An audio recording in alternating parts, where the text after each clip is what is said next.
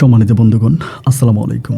দূরে কাছে দেশে অথবা বাইরে থেকে বন্ধুরা ঠিক এই মুহূর্তে যে যেখান থেকে বাস্তব জীবনের গল্প শোনার জন্য আমার সাথে জয়েন করেছেন আমি আপন। আর যে আপন জীবনের গল্পের 1256তম পর্বে আপনাকে প্রতিদিনের মতো স্বাগতম জানাচ্ছি। কলিজার বন্ধুগণ, আজ আমি আপনাকে শোনাবো বরিশালের ভাই মোহাম্মদ কামাল হোসেনের জীবনের এক ভয়ঙ্কর দুঃখজনক বাস্তব ঘটনা। বন্ধুরা, আজকের গল্পের টাইটেল কালো জাদু করে নিজের মেয়েকে 12 বৎসর রাক্ষস বানিয়ে রাখে এক মা। কালো জাদু করে নিজের মেয়েকে 12টি বৎসর রাক্ষস বানিয়ে রাখে এক মা। এই গল্পটা বরিশালের প্রত্যন্ত এলাকার এক সম্পদ লোভী মায়ের ভয়ঙ্কর বাস্তব জীবনের গল্প। পুরোটা গল্প শোনার পরে যেমনই আপনার চোখে পানি আসবে, ঠিক তেমনই বুকটা ধরপড় করে কেঁপে উঠবে। আমি আশা করব শুরু থেকে শেষ পর্যন্ত বরিশালের ভাই কামাল হোসেনের জীবনের গল্প জুড়ে আপনারা আমার সাথেই থাকবেন এবং গল্প শেষে কামাল হোসেনকে আপনার মতো করে একটা মন্তব্য কমেন্ট বক্সে লিখবেন। ধন্যবাদ সবাইকে। সুপ্রিয় বন্ধুগণ, আসসালামু আলাইকুম। আমার নাম মোহাম্মদ কামাল হোসেন, আমার বাড়ি বরিশাল। বন্ধুরা, আমি আমার জীবনের গল্পটা শুরু করার শুরুতে আপনাদেরকে আমার পরিবারের বিষয়ে জানিয়ে রাখি। আমার পরিবারে আমি আছি, আমার বাবা আছে, মা আছে, রয়েছে আমার দাদা দাদি সহ আমার ছোট একটা বোন আর ছোট একটা ভাই।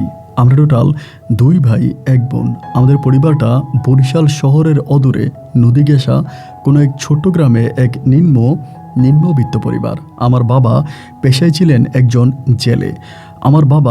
আমার বাবা বরিশালের ওই নদীতে মাছ ধরে, সমুদ্রে মাছ ধরে আমাদের পরিবার চালাতো।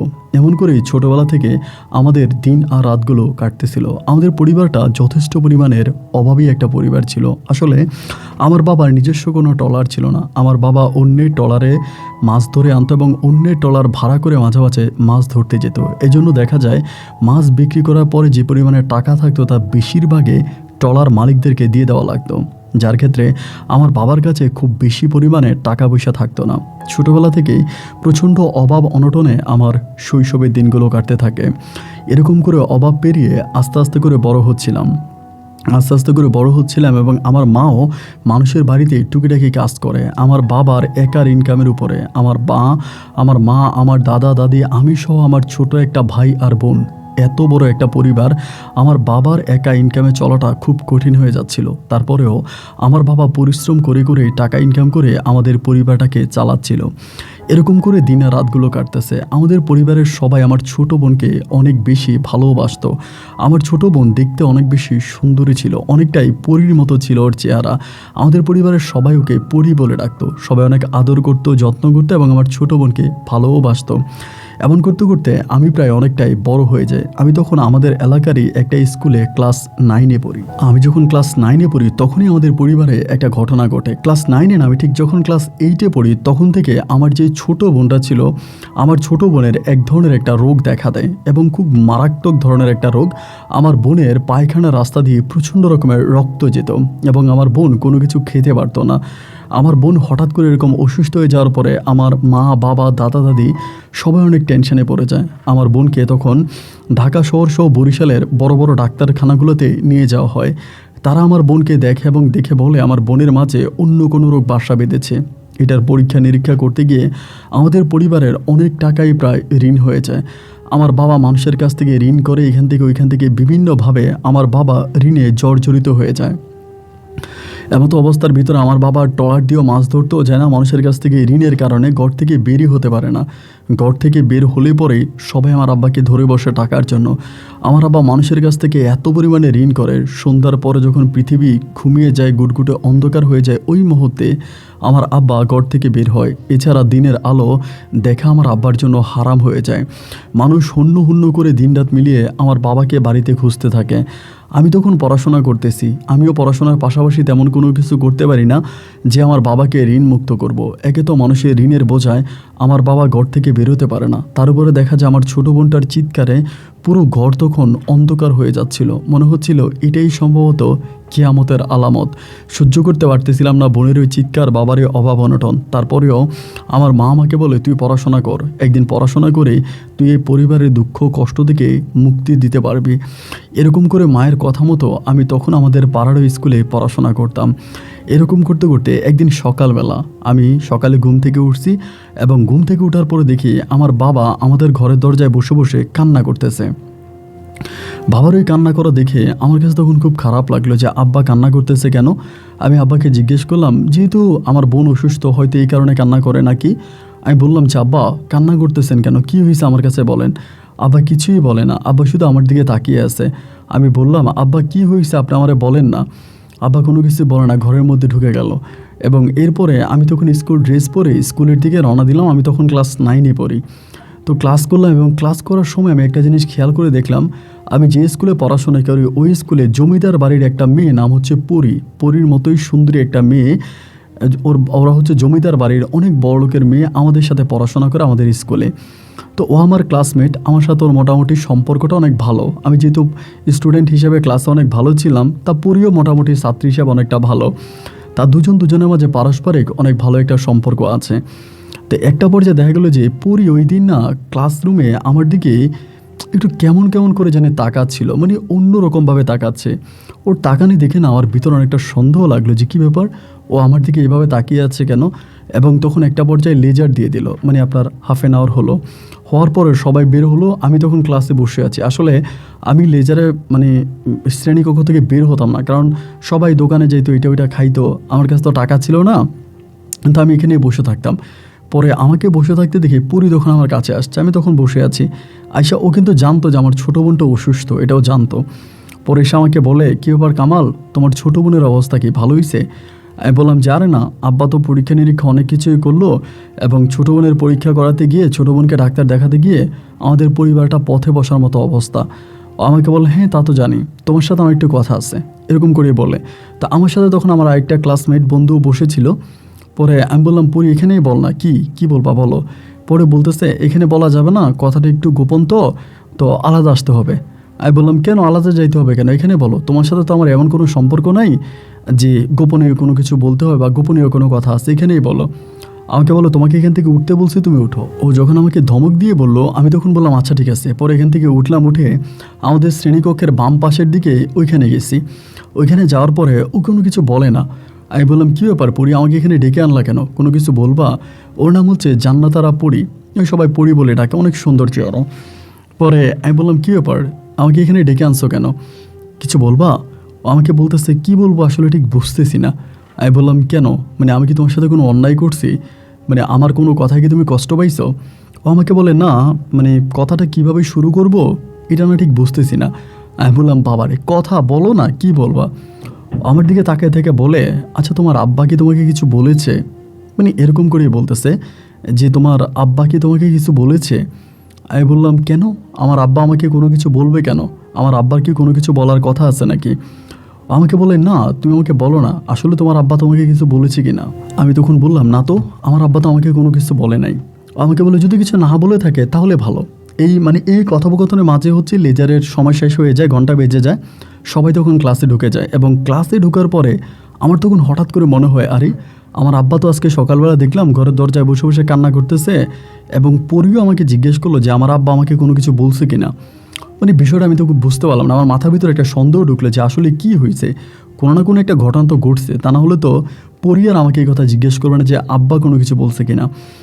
ক্লাস শেষ হয়ে গেল, এবং ক্লাস শেষ হওয়ার পরে আমি চিন্তা করছিলাম পরীরে আমি কোনো কিছু বলবো, কিন্তু অনেকগুলো মেয়ে ওর সাথে ছিল যার জন্য কিছু বলি নাই, ও তখন চলে গেছে। আমিও তখন বাড়িতে আসছি। বাড়িতে আসার পরে কাপড় চোপড় খুলে মারে তখন বললাম, মা বাবা কোন দিকে গেছে? মা বলে, জানি না কোন দিকে গেছে, আজকে তোর বাবার মন জেনে অনেক খারাপ। আমি বললাম, বাবা না দিনের বেলায় ঘর থেকে বেরোয় না, তাই আজকে কই গেল? আমার মা বলে, আজকে তো বেরোইছে, বলছে মানুষের হাতে মাইর খেয়ে মরে যাবে, তারপর আর ঘরের ভিতরে এইভাবে বন্দি থাকবে না। তা আমি তখন আব্বারে খোঁজার জন্য বের হইলাম। পাড়া এদিকে অনেকেরই জিজ্ঞেস করি, সবাই তখন বলে, তোর আব্বা কি দিনের বেলায় ঘর থেকে বেরোয়, তোর আব্বা কোথায় আছে? আমরা বলবো কেমন করে, কেউই আসলে আমার আব্বা কোথায় গেছে এটা বলতে পারে না। দেখা গেল এদিকে সেদিকে অনেক দিকে আব্বাকে খুঁজলাম, আব্বাকে আর খুঁজে পাই না। এবং আব্বাকে খুঁজে না পেয়ে সন্ধ্যার দিকে আমি তখন ঘরে ফিরে আসছি। ঘরে ফিরে আসার কিছুক্ষণ পরেই আমার আব্বা তখন কোত্থেকে জানি আসছে। আসার পরে আমার ছোটো ভাই আমারে বলতেছে যে কামাল ভাইয়া আব্বা আসছে। পরে আমি তখন আব্বারে বললাম, আব্বা তোমার সাথে আমার একটু কথা আছে। মানে আব্বা জানি কেমন লজ্জা পাচ্ছে বুঝছেন, মানে মুখটা এদিক সেদিক ঘুরাইতেছে, আমার সাথে কথা বলতে চায় না। আমি বললাম, আব্বা আপনার সাথে আমার কথা আছে, আমি তো বলতেছি আপনার সাথে আমার কথা আছে। আব্বা দেখলাম আমার সাথে কথা না বলে না ঘর থেকে বেরিয়ে গেছে, মানে আমাকে কোনো উত্তর না দিয়ে ঘর থেকে বেরিয়ে গেছে। আমার মনের ভিতর তখন সদ্যটা আরও বেড়ে গেল যে আরে কি, মানে আব্বা আমার সাথে কথা না বলে এভাবে ঘর থেকে বেরিয়ে গেল কেন। যাই হোক, আমি তখন রাত মানে সারা রাত প্রায় বসেছিলাম, আব্বা আর ঘরে ফিরে নাই, ঘুমিয়ে গেছি। সকালবেলা আমি আব্বার সাথে দেখা হয়নি, আমি স্কুলে চলে গেছি। স্কুলে যাওয়ার পরে আমি মানে একটু আগে আগে চলে গেছি। চলে যাওয়ার পরে আমি তখন পরিরে ধরলাম, ধরে বলতেছি, পরি তোমার সাথে আমার কথা আছে। ও আমার বলে বলো। আমি বললাম, তুমি আমারে কালকে এটা কেন জিজ্ঞেস করলা, আমার আব্বা আমাকে কিছু বলছে কি না, এটা কেন জিজ্ঞেস করলা। আমাকে বলে না এমনিতেই জিজ্ঞেস করছে, আচ্ছা বাদ দাও। আমি বললাম, না পরি, বাদ দিব কেন, আমার জানতেই হবে আমার আব্বার সাথে কি তোমার কোনো কথা হয়েছে, বা আমার আব্বাকে তোমাকে কিছু বলছে। ও আমাকে বলে না কিছু বলে নাই, কেন তোমাকে কিছু বলছে। আমি বললাম, সেটাই তো জিজ্ঞেস করি, আমার আব্বা কি তোমাকে কিছু বলছে কি না, তা না হলে তুমি আমাকে এটা কেনই বা জিজ্ঞেস করলা, আমার আব্বা আমাকে কিছু বলছে কিনা এটা জিজ্ঞেস করলা কেন। ও আমাকে বলে আচ্ছা কামাল চলো ক্লাসের সময় হয়ে গেছে, এখন ক্লাস করি। এই কথা বলে তখন ক্লাসে ঢুকে গেলাম। ক্লাস শুরু হয়ে গেল। লেজার পিরিয়ডে মানে টিফিন আওয়ারে ও তখন করলো কি বেরোইছে, মানে টিফিন আওয়ারের সময় বেরোইছে। বেরোয়ার পরে আরও 3-4টা মেয়ে, আমি সবার সামনে গিয়ে বললাম, পরি তুমি কি আমাকে কিছু বলবা। ও আমাকে বলে কি জানতে চাও। আমি বললাম, জানতে চাই আমার বাবার সম্বন্ধে। এইটা বলার পরেও তখন বাকি মেয়েগুলোর কাছ থেকে একটু আড়াল হলো। আড়াল হয়ে আমারে বলতেছে কি হয়েছে বলো তো। আমি বললাম, কি বলবো, তুমি কেন আমাকে জিজ্ঞেস করলো আমার আব্বা আমাকে কিছু বলছে কিনা। ও আমাকে বলে তোমার আব্বা তো তোমাকে কিছু বলে নাই, তো যদি নাই বলে থাকে তাহলে কেন তুমি আমাকে পেঁচাচ্ছ কথাটা। আমি বললাম, পরি প্লিজ আমাকে জানতে হবে, আমাকে জানতে হবে আমার বাবা সাথে তোমার কি হয়েছে। আর আমি দেখেছি যেদিন তুমি আমাকে জিজ্ঞেস করেছিলে যে আমার বাবা আমাকে কিছু জিজ্ঞেস করছে কিনা, ওই দিন সকালবেলা স্কুলে আসার সময় দেখলাম আমার বাবা ঘরে বারান্দায় বসে বসে কাঁদতেছে। কারণটা কি আমাকে বলো তো। আমাকে বলে যে আসলে কিভাবে বলবো তোমার আব্বা কান্না করতেছে বা কান্না করেছে, এটা শুনে না আমার কাছে খুব খারাপ লাগছে, যার জন্য আমি তোমাকে কথাটা বলি, কিন্তু তুমি আমাকে ওয়াদা করো যে এই কথাটা তুমি কারো কাছে বলবা না। আমি বললাম যে ঠিক আছে, আমি ওয়াদা করলাম আমি এই কথাটা কারো কাছে বলবো না। ও আমাকে বলে তোমার আব্বা চুরি করতে গিয়ে ধরা খাইছে। আমি বললাম মানি, আমার আব্বা চুরি করতে গিয়ে ধরা খাইছে, আমার আব্বা কোথায় চুরি করছে। ও তখন নিচের দিকে তাকায় থাকে, বলে আমাদের ঘরে। আমি বললাম তোমাদের ঘরে, কখন। ও বলে তাহলে তোমাকে ঘটনাটা খুলে বলি। রাতের বেলায় আমরা সবাই যখন খাবার খাচ্ছিলাম, অ্যান্ড খাবার খাওয়ার মুহূর্তে আমি তো খাবার খাইছি, খাবার খেয়ে আমি তখন ঘরের ভিতরে ঢুকছি। তো আমার রুমে আমি তখন ঢুকছি, আমার রুমটা তো মানে রাস্তার পাশে রুমটাই আমার। এখন ও রুমে ঢুকছে এবং ঢুকার পরে দেখলাম যে কেউ একজন মনে হয় যেন আমার ঘরের মানে আমার যে পড়ার টেবিলের কর্নারের মধ্যে বসে আছে। তো আমি মানে বুঝতে পারছি যে কেউ একজন ঢুকছে, মানে আমাদের দরজা খোলা ছিল, তো আমরা তো খাবার রুমে গেছি, এই সুযোগে আমার রুমের মধ্যে ঢুকে গেছে। আর আমার রুম থেকে আমাদের পরিবারের মানে সব রুমে যাওয়া যায়, আব্বার রুমে, আম্মার রুমে বা সবার রুমে যাতায়াত করা যায়, আমাদের ভাই বোনদের রুমে যাওয়া যায়। তো আমি বললাম যে হ্যাঁ। ও আমাকে বলে এরকম করে মানে আমি মানে ভাবছি যে কেউ একজন ঢুকছে। পরে আমি খুব মানে একদম খেয়াল করে দেখলাম যে হ্যাঁ কেউ একজন বসে আছে। আমি তখন চিৎকার দিই নাই, চিৎকার না দিয়ে বললাম কে এখানে, কে এখানে বলার পরে তোমার আব্বা তখন ওখান থেকে দাঁড়াইছে। আমি বললাম মানি, বলে হ্যাঁ। আমি বললাম তারপর আমাকে বলে তোমার আব্বাকে দেখে, তোমার আব্বা তখন এভাবে কানে ধরে আছে, কানে ধরে আমার দিকে হাত জোর করে আছে। আমি তখন বললাম যে কাকা আপনি কেন এখানে। পরে বলতেছে কিছু বলে না, নিচের দিকে তাকে আছে। পরে আমি বললাম কাকা আপনি এখানে কেন আসছেন, শুধু এটাই বললো আমাকে চুরি করার জন্য আসছি। এটা যখন আমাকে বললো আমি তখন চুপ হয়ে ওনার দিকে তাকিয়ে আছি। উনি ঠিক ওই মুহূর্তে যখন ঘর থেকে বেরোচ্ছিল আমি দরজার সামনে গিয়ে দাঁড়ালাম, কারণ আমি জানি যে কেউ হয়তো বারান্দায় থাকতে পারে বা উঠানে থাকতে পারে, ওনাকে দেখে ফেলবে। যার জন্য আমি আগে বেরোইছি, বেরিয়ে উঠানে এবং ঘরের দরজার মধ্যে দেখলাম কেউ নাই। পরে আমি ওনারা বলি কাকা আপনি চলে যান। পরে উনি আমার ঘর থেকে বেরিয়ে গেছে। তো এই কথা কি তোমার আব্বা তোমাকে বলছে। আমি না তখন লজ্জায় মাথাটা নিচের দিকে দিয়ে দিলাম। আমি ওরে কি বলবো, মানে ওর কথার কি রিপ্লাই করবো আমি না বুঝতেছি না। আমি তখন বললাম পরি তুমি আমাকে মাফ করে দিও, তুমি আমার আব্বাকে বাঁচিয়েছো। কারণ তোমাদের ঘরে যে পরিমাণের কাজের লোকেরা আছে, এরা যদি জানতো বা এরা যদি দেখতো এরকম ঘটনা, তাহলে আমার আব্বাকে আস্ত রাখতো না, তারা হয়তো আমার আব্বাকে মেরেই ফেলতো। পরি আমি না তোমার কাছে চিরঋণী, তুমি আমাকে মাফ করে দিও। এইটা বলে আমি কান্না করতে করতে ওখানে বসে গেছি। ও তখন আমাকে বলে কান্না করতেছো কেন, কান্না করো না, কান্না কেন করতেছে। আমি বলি জানো আমার আব্বা আসলেই কিন্তু চোর না, আমার আব্বার প্রফেশন কিন্তু চোর না। আমার আব্বা আগে ট্রলার দিয়ে মাছ ধরতো। আমার বোনের ওই অসুস্থতার পরে মানুষের কাছ থেকে ঋণ টিন করে আমার আব্বা আর ট্রলারে যায় না। আমরা এখন 3 বেলা খাবারও খেতে পারি না। খুব অভাবে অনটনে আমাদের দিনগুলো কাটতেছে। ও আমাকে বলে, তোমার বোনের কী হয়েছে? আমি বলি, আমার বোনের কী হয়েছে সেটাই তো ডাক্তার বলতে পারতেছে না। আর এখন তো চিকিৎসাও বন্ধ, কারণ আব্বার কাছে আর কোনো টাকা নাই। এইটা বলার পরে এর পরের দিনও তখন করলো কি, বলে না সরি, ওই দিন আমাকে বলে, আচ্ছা কালকে ক্লাস শেষ হলে মানে ক্লাসে এসে তুমি আমার সাথে একটু দেখা করো, এটা আমারে বলে। এই বলে তখন দুজনে আবার ক্লাসে চলে গেলাম। তো এরপরে আমিও লজ্জার আব্বার সামনে পড়ি না, আব্বু আর আমার সামনে লজ্জায় পড়ে না। কারণ এরকম একটা ঘটনা হওয়ার পরে কীভাবে আব্বার সামনে পড়ি বা কীভাবেই বা আব্বার সাথে কথা বলি। পরের দিন ক্লাসে আসছে, আসার পরে প্রায় আপনার মানে ক্লাস শুরু হওয়ার কিছুক্ষণ আগে পুরী তখন আমাকে আলাদা ডাক দিছে, মানে ক্লাস থেকে বের করছে। বের করে আমার হাতে একটা পলিথিনের পেঁচানো, কালো একটা পলিথিন পেঁচানো একটা কী জানি আমার হাতে দিছে। আমি তখন বললাম, এটা কি? ও বলে, এটা তুমি রাখো, আর খবরদার এটা যে আমি তোমাকে দিছি এটা কিন্তু তুমি কারো কাছে বইলো না। আমি বললাম, এটা কি তা তো বলবা? ও আমাকে বলে, এটা যেই হোক, যেটাই হোক, এটা তুমি তোমার পরিবারকে দিবা এবং তোমার পরিবারের অভাব থেকে তোমরা মুক্তি পাবা, কিন্তু খবরদার এইটা কোত্থেকে আসছে, কী কারণে আসছে, এটার মানে এই কিছু কোনো কিছু কিন্তু বলা যাবে না। আমি বললাম, আচ্ছা ঠিক আছে, আমি বলবো না। এই বলার পর আমি তখন ক্লাস করতেছি আর মনে মনে ভাবতেছি পকেটের মধ্যে কী দিল। পরে প্রথম যখন ক্লাসটা শেষ হলো আমি তখন শ্রেণীকক্ষ থেকে বেরিয়ে ওয়াশরুমে গেছি, এবং ওয়াশরুমে মানে টয়লেটে ঢুকে আমি পকেট থেকে এটা বের করে দেখতেছি এটা একটা স্বর্ণের নেকলেস সহ অনেকগুলো স্বর্ণের জিনিস, স্বর্ণের নেকলেস, চুড়ি, এরপরে হচ্ছে আপনার হাতের আংটি, এরকম অনেকগুলা। এবং এগুলো দেখে মনে হচ্ছে এগুলো স্বর্ণের চকচক করতেছে। এগুলো দেখার পরে তো আমার চোখ কপালে উঠে গেল, আরে এগুলো কি? আমি তখন এগুলো পকেটের মধ্যে ঢুকাইলাম। ঢুকাইয়া আমি ভাবতেছি পরি আমার এগুলো কেন দিল। ক্লাস যখন শেষ হলো, টিফিন আওয়ার, আমি বললাম, তুমি আমার এগুলো দিলা কেন? আমার এগুলো কেন দিলা? ও আমাকে বলে, এটা তুমি নিয়ে যাও, বিক্রি করে তোমার বোনের চিকিৎসা করাও, আর তোমার বাবারে বলো ওই টাকা দিয়ে কিছু একটা করার জন্য।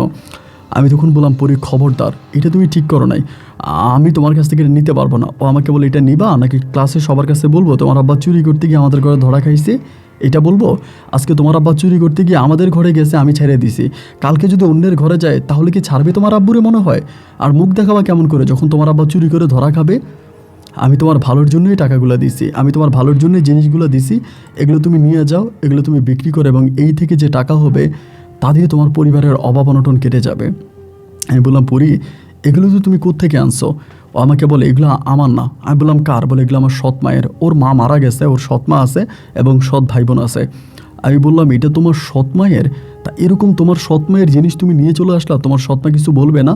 ও বলে, বললে বলবে, পরেরটা পরে হবে, এইটা আমি পরে কীভাবে ম্যানেজ করতে পারি আমি করব, আগে তুমি যাও, তোমাকে যেটা করতে বলছি তুমি সেটাই করো, তুমি আগে এটা বিক্রি করে টাকা দিয়ে তোমার বোনের চিকিৎসা করাও, আর তোমার আব্বাকে কিছু একটা করতে বলো। আমি তখন অপলক দৃষ্টি তোর মুখের দিকে তাকিয়ে আছি। আমি জীবনে ফেরেস্তা দেখিনি, আমার কাছে মনে হয় সাক্ষাৎ আমার সামনে একজন ফেরেস্তা দাঁড়িয়ে আছে। ও তখন ক্লাসে ঢুকে গেল, আমিও ক্লাসে ঢুকলাম। ক্লাস শেষ হওয়ার পরে সন্ধ্যার দিকে আমি তখন আমার বাবাকে এই ঘটনাটা বলি। বলার পর আব্বা তখন নিচের দিকে তাকিয়ে থেকে আমাকে বলে, মেয়েরে গয়নাঘাটিগুলো দিয়ে আয়। আমি বললাম, বাবা গয়নাঘাটিগুলো দিলে ও নেবে না, আর আমাদের যেহেতু অভাব আছে তুমি এগুলো বিক্রি করো। আমার আব্বাকে এগুলো দেওয়ার পর আমার আব্বা তখন এগুলো বিক্রি করলো, এবং বিক্রি করে আমার বোনের চিকিৎসা করার জন্য চেষ্টা করলো। আল্লাহর কি হুকুম, এগুলো বিক্রি করার কিছুদিনের মাথায়, প্রায় আপনার এগুলো বিক্রি করার 20 থেকে 25 দিনের মাথায় আমার বোনকে ঢাকাও নিয়ে যায়, 2 জায়গায় ডাক্তার দেখে, এবং এরপরেই আমার বোন মারা যায়। আমার বোন মারা যায়, বাড়িতেই মারা যায়, ঢাকাতে ডাক্তার দেখে। মানে এর আগে আমার বোনের অবস্থা অনেক খারাপ হয়ে গেছে, শারীরিক কন্ডিশন অনেক খারাপ হয়ে গেছে, মানে ও মৃত্যু পথযাত্রী হয়েই গেছিলো। তো এর কয়েকদিন পর আমার বোন মারা যায়, এবং আমার বোনকে দেখার জন্য পুরী নিজেও আসে। আমার বোনকে আমরা দাফন কাফন করি, সবাই অনেক কান্নাকাটি করি, চিৎকার করি। যাই হোক, আমার বোনের মৃত্যুতে আমার গোটা পরিবারটা তখন খুব ভাগে ভেঙে পড়ে। ওই মুহূর্তে আমার আম্মা তখন করলে কি, ওই টাকাগুলো তো রয়ে গেল। আমি পরিরে অবশ্যই বলছিলাম যে টাকাগুলো নিয়ে যাও, বা গয়না বিক্রি করে টাকাগুলো আছে এগুলো নিয়ে যাও। ও আসলে নিতে চায় না। ও আমাকে বলে, এগুলো দিয়ে তোমার বাবাকে কিছু একটা করতে বলো, এগুলো দিয়ে তোমার আব্বাকে কিছু একটা করার জন্য। আমি বললাম, আচ্ছা ঠিক আছে। তো এরপরে আমার আব্বাকে কিছু করতে হবে, আমার আম্মা তখন করলো কি, বুদ্ধি খাটাইলো আমার আব্বারে বিদেশে পাঠিয়ে দিবে, মানে আব্বারে বিদেশ পাঠাবে, আব্বারে সৌদি আরব পাঠাবে, এরকম আইডিয়া তখন আমার মাথায় আসছে। মানে কে আমার আম্মার মাথায় এরকম আইডিয়া দিছে তা আল্লাহ ভালো জানে। পরে আমিও তখন আমার আম্মারে বললাম, আম্মা আব্বারে বিদেশে না পাঠিয়ে কোনো একটা ব্যবসা বাণিজ্য ধরাইয়া দাও। আমার মা বলতেছে, ব্যবসা বাণিজ্য ধরাই দিব, ওই টাকা তো আর আমাদের টাকা না, এই টাকা তো এই মেয়ের বাবার টাকা বা মেয়ের পরিবারের টাকা। মেয়ে তো এখন ছোটো মানুষ, বুঝে না, যদি কোনো সময় পরিবারের কাছে ধরা খায় তাহলে তুমি এর পরিবার টাকার জন্য চাপ দিবে, আর টাকার জন্য চাপ দিলে পরে তোর আব্বা তো দোকানপাট বিক্রি করে মেয়ের বাবারা টাকা দেওয়া লাগবে। এই জন্য বিদেশ চলে গেলে এই ধরনের কোনো রিস্ক আর নাই, বিদেশে গিয়ে টাকা কামাবে এবং যদি মেয়ের পরিবারের কাছে ধরা খেয়ে আমাদের কথা বলেও দেয় তখন তো তোর আব্বা বিদেশ থাকবে, তখন আর আমাদের কোনো সমস্যা হবে না। আমি তারপরও মারে বলছি যে তুমি একটু ভেবেচিন্তে কাজ করো যাতে পরিশেষে এটার জন্য আমাদের কোনো রকম পস্তাইতে না হয়। মা আমাকে বলে কিছুই হবে না, তুই এটা নিয়ে কোনো চিন্তাই করিস না। এমন করে মা তখন আমার দূরসম্পর্কের এক মামার সাথে আলোচনা করে সেখানে আমার আব্বুর পাসপোর্ট তৈরি করা হয়। তখন আমরা আপনার পরীক্ষা দিব, পরীক্ষার একটা ঘনাঘন অবস্থার মধ্যে পাসপোর্ট তৈরি করা হয় এবং পাসপোর্ট করে পরে ওই লোকের কাছে আমার আম্মা তখন টাকা জমা দেয়। টাকা জমাতে এবং টাকা জমা দিলে আমার আব্বার ভিসা লাগতেছে এরকম করে আমার মায়ের কাছ থেকে উনি কী বলে না বলে জানি সমস্ত ভিসা টাকাগুলো নিয়ে যায়। মানে ভিসা আসার পরে না মানুষ টাকা দেয়, কিন্তু ভিসা আসার আগে আমার মা সে সময় প্রায় 2.5 লক্ষ টাকা ওই লোকটাকে দিয়ে দেয়। তো গয়না বিক্রি করে যে টাকা ছিল প্রায় সব টাকা ওই লোকটাকে দিয়ে দেয়, কিন্তু এদিক দিয়ে ভিসা হচ্ছে না। আমার আব্বা ঘুরতেছে, ভিসা হচ্ছে না। তখন 9 থেকে আমি ক্লাস 10-এ উঠি এবং ক্লাস 10-এ উঠার পরে তখনই ধরেন আপনার ঘটনাটা ঘটে। ক্লাস 10-এ উঠার পরে ওর এরই মাঝে আবার আমি ওই পরিদের পরিবারের মায়ের সাথে পরির অনেক ঝামেলা হয় এবং ঝামেলা হওয়ার পরে পরি মা জেনে যায় যে পরি তার মায়ের গয়নাগাটি চুরি করছে বা বিক্রি করে দিছে। এটা ওইটা নিয়ে পরির সাথে পরির পরিবার, পরির মা, পরির বাবার অনেক ঝামেলা হয়। এর আগেও পরির মা আসলে ভালো ছিল না। এর আগেও পরির আম্মু মানে পরির যে জন্মদাতা মা উনি মারা যাওয়ার পরে পরির আব্বা সেকেন্ড বিয়ে করে এবং সেকেন্ড বিয়ে করার পরেও পরির মা আরেক লোকের সাথে পালায়া যায়। সেই লোকের সাথে 2 মাস থেকে আবার পরির আব্বুর কাছে আসে। তো এই মহিলার আগেই ক্যারেক্টার খারাপ ছিল এবং তার উপরে যখন পরির উপরে অত্যাচার করে আমি শুনেছিলাম লোহা দিয়ে নাকি পরির পিঠের মধ্যে শেক দেয়, মানে এরকমভাবে মানে লোহা পুড়িয়ে পিঠের মধ্যে ধরে যে তুই গয়না নিছিস কি না বল, এরকমভাবে অনেকে ওকে নির্যাতন করে। ওই সময় ক্লাস 10-এ ওঠার পরেও তখন স্কুলে আর আসতো না। তা আমি তো জানতাম না কেন স্কুলে আসে না এবং এগুলো ওদের ঘরে কাজ করে কাজের মহিলার মাধ্যমে জানতে পারি পরিরে ঘরের মধ্যে আটকে এগুলো করছে। এবং এই ঘটনা করার পরে পরির বাবা তখন পরির মায়ের উপরে খুবভাবে রেগে যায় এবং খুবভাবে রেগে যাওয়ার পরে পরির বাবা তখন পরির মায়ের উপরে রাগ করে, পরির সৎ ভাই বোনের উপরে রাগ করে পরির বাবা তখন তার স্থাবর যত সম্পত্তি আছে, কারণ তারা তো জমিদার বাড়ির এবং তাদের প্রচুর পরিমাণে সয় সম্পত্তি, এই সমস্ত সয় সম্পত্তি পরির বাবা তখন পরির নামে লিখে দেয়। পরির নামে সম্পদ লিখে দেওয়ার পরে এই নিয়ে পরির সৎ মায়ের সাথে পরির বাবার সাথে তুমুল পরিমাণের ঝামেলা হয় এবং পরির সৎ মা একটা সময় এলাকার চেয়ারম্যান মেম্বার থেকে শুরু করে যারা গণ্যমান্য লোকজন আছে সবাইকে ডাকিয়ে সেখানে দরবার করে এবং পরির বাবার কথাই একটা যে আমার সম্পত্তি আমি যাকে খুশি তাকে দিব, আমার সম্পত্তি আমি আমার ছেলেকে দিব না, আমার মেয়েকে দিব না, কাকে দিব এটা আমার ইচ্ছা, আমার মনে হয়েছে আমার মেয়েরে আমি দিয়ে দিছি, আমার মেয়েরেই দিছি। এই নিয়ে পরির মা তখন অনেক ঝামেলা করতেছে। পরির নামে সম্পদ লিখে দেওয়ার প্রায় 6 মাসের মাথায় পরির আব্বা হার্ট অ্যাটাক করে মারা যায়। তো উনি আসলে খুব বেশি দিন খাওয়া দাওয়া করতো না, ঘরে থাকতো না এবং বেশিরভাগ সময় উনি খুব টেনশন করতো, কারণ যার বউ ভালো না তার কপালে তো কোনো শান্তি নেই। বউয়ের কাছ থেকে নির্যাতিত হওয়া মানে সারাটা দিনে নির্যাতিত থাকা। তারপরে সে কী করে, এই রকম অবস্থার ভিতরে 6 মাসের মাথায় পরির আব্বা স্ট্রোক করে মারা যায়। এই পরির আব্বা যখন স্ট্রোক করে মারা যায় এবং পরির আব্বা মারা যাওয়ার পরে পরি তখন বেশিরভাগ সময় ওর বাবার কবরের কাছে বসে থাকতো। আমরা দেখতাম বেশিরভাগ সময় ওর বাবার কবরের কাছে বসে থাকে, বাবার জন্য কান্নাকাটি করে। আবার এই যে সময়গুলো কাটতেছে এগুলোর মাঝে কিন্তু আমার আব্বার ভিসা কিন্তু আর হলো না। আমার আব্বার ভিসা হয় না এবং আমার যেই মামা এই সমস্ত টাকাগুলো মেরে দেয়, আমার আব্বুর সমস্ত টাকাগুলো মাইরে দেয়, আমার আব্বুর সৌদি আরবের ভিসা কিন্তু আর দেয় নাই। এরই মাঝে পরির আব্বু মারা যাওয়ার পরে পরি সবসময় কবরে বসে থাকতো। আমি তখন এসএসসি পরীক্ষা দিই এবং এসএসসি পরীক্ষা দেওয়ার পর আমি এসএসসিতে 2 সাবজেক্টে ফেল করি এবং ফেল করার পরে আমিও তখন টুকি ডেকে আমার আব্বার সাথে কাজকাম করতে থাকি, এইখানে ওইখানে বিভিন্ন দিকে আব্বুর সাথে কাজ করতে। আব্বু তখন এই টেনশন অনেকটা অসুস্থ হয়ে পড়ে। এই যে এতগুলো টাকা ওইখানে জমা দিছে ভিসার জন্য, টাকাটা হইলো না, ভিসাটা হলো না, এই জন্য আব্বু খুব কান্নাকাটি করে, অনেক মন খারাপ করে, আব্বু নিজে চিন্তা করে যে এটা কেন হইলো, কী কারণে হইলো। আব্বু কান্নাকাটি করে, মন খারাপ করে। আর এরই মাঝে ধরেন আমি আমার মতো করে আব্বুর সাথে এখানে সেখানে কাজ করি, তখন এসএসসি পরীক্ষাতে ফেল করার পরে। এবং এই সময়টাতে একদিন হঠাৎ করে আমাদের এলাকার অনেকেই বলাবলি করতেছে পরি নাকি ওর বাবার কবরে বসে থাকে এবং যে কোনো লোক গেলে তারা নাকি কামড় দেয়।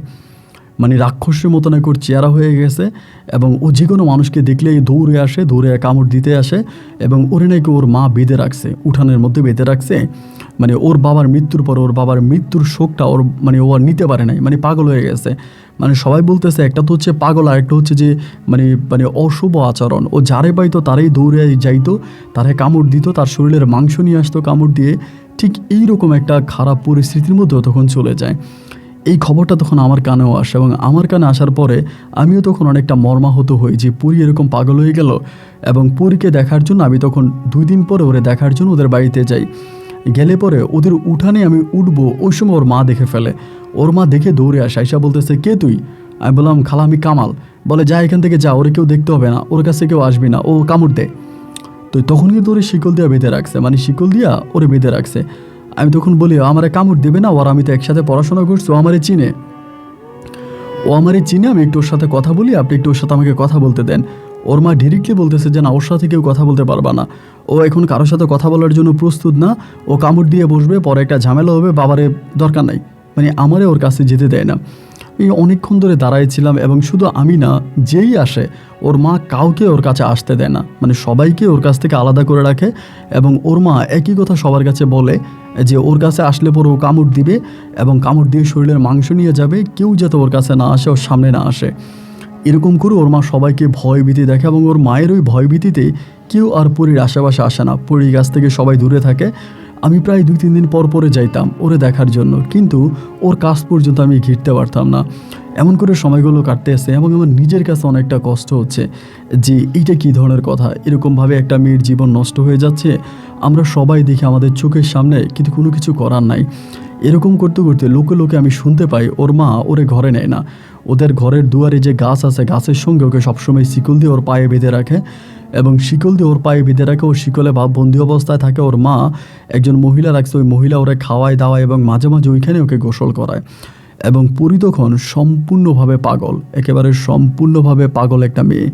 এবং এত সুন্দর একটা মেয়ে ছিল যে মেয়ের দিকে তাকালে যে কোনো ছেলের নজর যেত না অন্যদিকে। এত সুন্দর মিষ্টি চেহারার একটা মেয়ের জীবন এভাবে নষ্ট হয়ে গেল, এত কিউট একটা মেয়ে পাগল হয়ে গেল। এইটা আসলে স্বাভাবিকভাবে মেনে নেওয়া খুব বেশি কষ্টকর। দিন যত সামনের দিকে যাচ্ছে পরীর প্রতি আমার দুর্বলতা ঠিক ততটাই বাড়তেছে। এ তো সেই মেয়েটা, যে মেয়েটা নিজের জীবন বাজি রেখে আমাদেরকে টাকা দিয়েছিল, আমার আব্বাকে বিদেশ পাঠানোর চেষ্টা করেছে, আমার মৃত বোনকে বাঁচিয়ে রাখার চেষ্টা করেছিল। কিন্তু আজকে ওর জীবনটা এইভাবে ধূলিসাৎ হয়ে যাবে, ওর জীবনটা এইভাবে নষ্ট হবে। আমি কি ওর জন্য কিছুই করতে পারবো না? আমার কি ওর জন্য কিছুই করার নাই? মানে অনেকটা খারাপ লাগতো। এবং আমি মাঝে মাঝে বিকালে সকালে দুপুরে গিয়ে দাঁড়ায় থাকতাম। আমারে ওর মা ঘরের মধ্যে মানে ওদের ওই উঠানের মধ্যে যেতে দিত না।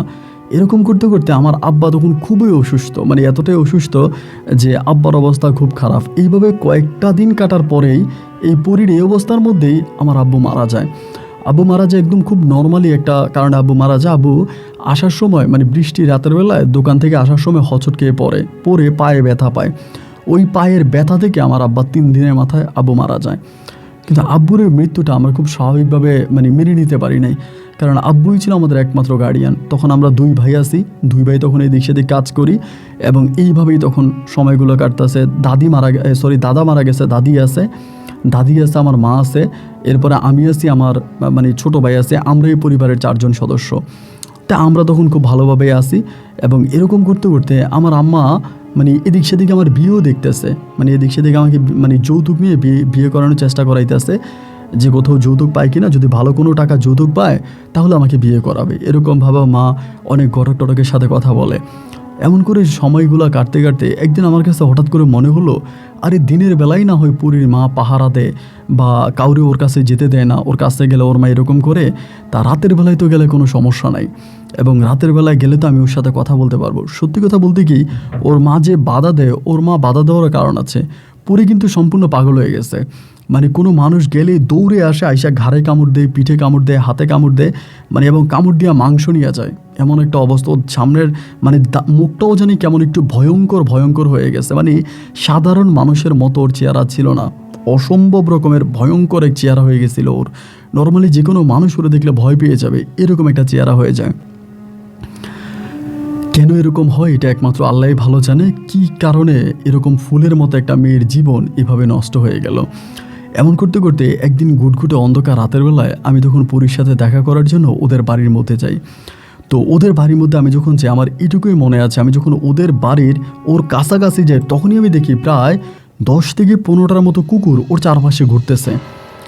মানে আমি ওই কুকুরগুলোকে ভেদ করে ওর কাছে যেতে পারি না। মানে যে গাছের মধ্যে ওকে বেঁধে রাখছে, গাছের 4-5টাতে 10-15টা কুকুর, একদম কালো কুকুর এবং একদম নিষ্কালো কুকুর। কুকুরের গায়ে কোনো সেটু নেই, একেবারেই কালো এবং চোখগুলো মনে হয় রক্তবর্ণের ভয়ঙ্কর আকৃতিতে আমার দিকে তাকাইতে আছে, আমার দিকে জিহ্বা বাইর করতেছে। মানে আমি দেখি না ভয় পেয়ে যাই এবং ভয় পেয়ে পরে আমি তখন এখান থেকে চলে আসি, মানে ওই জায়গাটা থেকে চলে আসি।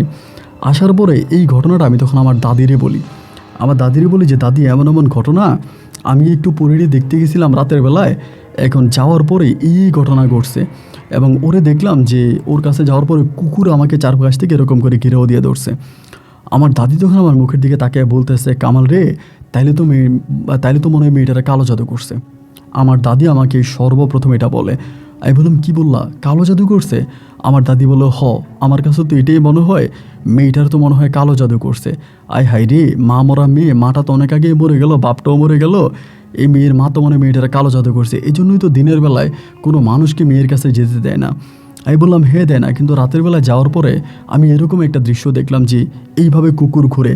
আমার দাদি আমারে বলে, তাইলে নিশ্চিত মেয়েটারে কালো জাদু করছে, মেয়েটার মনে হয় কালো জাদু করছে। দাদির মুখ থেকে এটা শোনার পরে আমি দাদিরে বলি, ও দাদি, তাহলে আমি কেমন করে ওর কাছে যেতে পারি, ওর সাথে একটু কথা বলতে পারি, দেখা করতে পারি? আমার দাদি আমাকে ডিরেক্টলি বলে, না, খবরদার, এই কাজ ভুলেও করবি না, ওইখানে যাবি না, ওইখানে গেলে তোরও সব মেরে ফেলবে, তুই সব মরে যাবি, ওইদিকে যাবি না। দাদি আমাকে মানা করে, কিন্তু দাদি যতই মানা করুক আমার তো আর মন মানতেছে না। এরকম করতে করতে আমাদের এলাকার এক কবিরাজ আছে, মানে উনি অনেক বড় মাপের কবিরাজ আমাদের এলাকার। একদিন ওনার কাছে গিয়ে আমি পরীর ব্যাখ্যা যখন ওনাকে দিই, উনি ডিরেক্টলি আমাকে বলে পরীর প্রসঙ্গে উনি আমার সাথে কোনো কথা বলবে না এবং পরীকে সাহায্য করা বা পরীকে ভালো করা, পরীর জন্য কিছু করা, উনি এটা করতে পারবে না। উনি আমাকে মুখের উপরে মানা করে দেয়।